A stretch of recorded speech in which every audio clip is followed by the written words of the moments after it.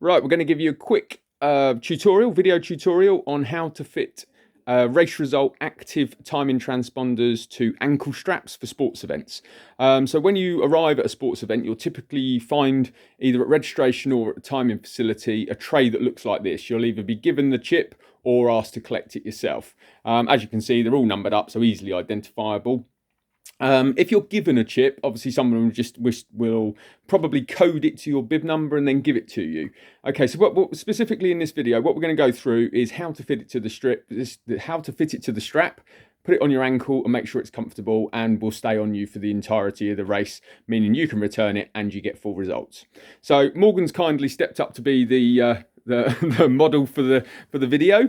Okay, so if Morgan was racing, okay, he'd also be asked to collect from a bucket, probably something like that, a ankle strap. So that's a neoprene ankle strap with a Velcro attachment to it.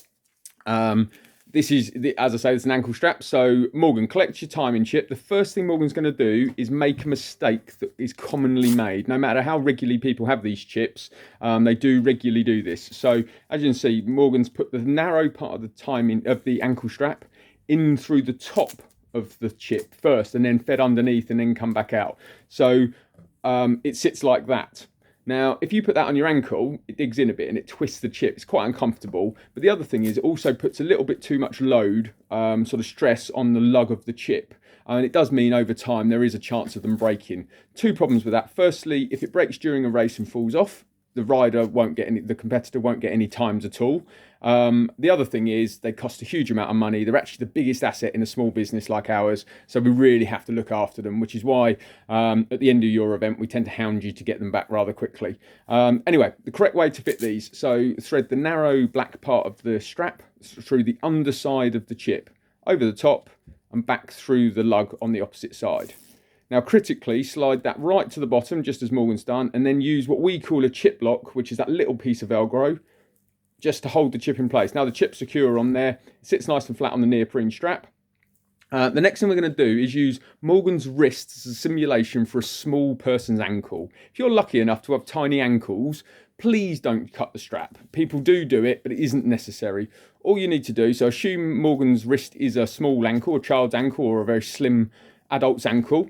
Strap it on like that, and now the only difficulty now is, the green, sorry, he's moved his wrist. The green strap has obviously gone in quite a long way under itself, but also you've been left with that black strap sticking out.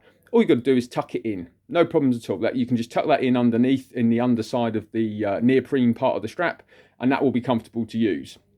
I'll just move around the opposite side of the table now. Morgan's going to do us a quick demo on popping it around an ankle.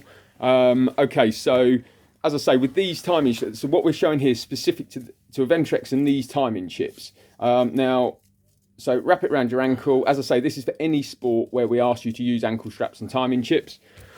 So what we're showing there is Morgan's put it around his ankle in the same manner as he did his wrist. The hard plastic, which is a timing transponder, is facing away from the bike or whatever he might be riding. You're more than welcome to put your socks over top for a running or cycling event or a multi-sport event. And if it's a swim or a triathlon, you're more than welcome to pull your wetsuit over top. It makes your transition a bit quicker in the case of a triathlon.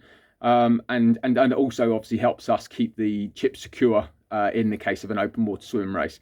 Any queries or questions, obviously come and see the timing team on the day. But that's pretty much how to do it. If you find this on social media, please feel free to put anything in the comments. And we look forward to seeing you at a race soon. Just a quick reminder before we go, please return your timing chip to HQ. Now that might be the registration HQ or back to the timing facility, but as I say, they are terribly expensive and we do need them back. So just make sure you return them to the timing HQ. And we look forward to seeing you at an event soon. Cheers.